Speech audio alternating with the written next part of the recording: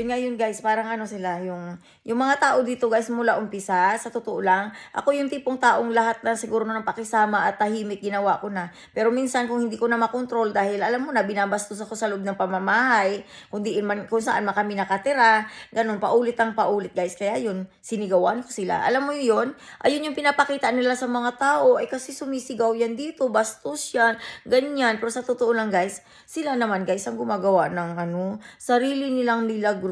Tapos ganito guys, kung saan ako pupunta niyan guys, so uubusan nila ko ng pasensya para silang turo na kalabaw. Alam mo yun, yung pinaka-wild na matapang na kalabaw na kapag nakikita ka nila gaganon-ganon, susungayin ka ng ganon-ganon guys. Ganon nga guys ang nangyari sa buhay ko guys ng maraming taon. 'Di ba? Pinipilit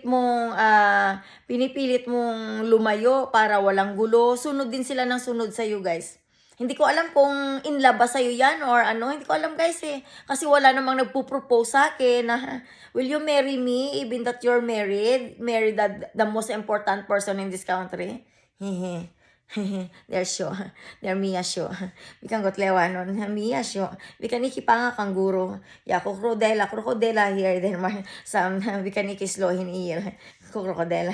Alam mo guys, lahat na ng mga animals yata guys pinangalan na sa akin. Yes, totoo yan guys.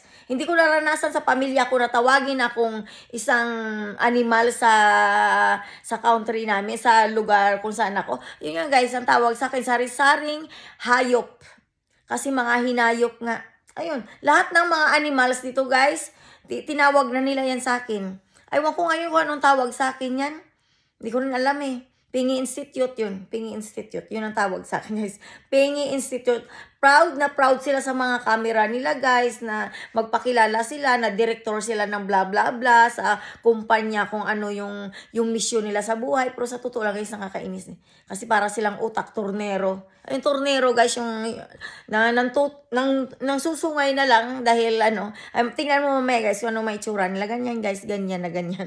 Promise. Maano ka na lang, magugulat ka na lang kung bakit. Oh my God, heto na naman sila. Heto ako ngayon, nag-iisa, hinahabol ng kahinayupang kalabaw para sungayin. Ayun nga guys. Yun, bye-bye.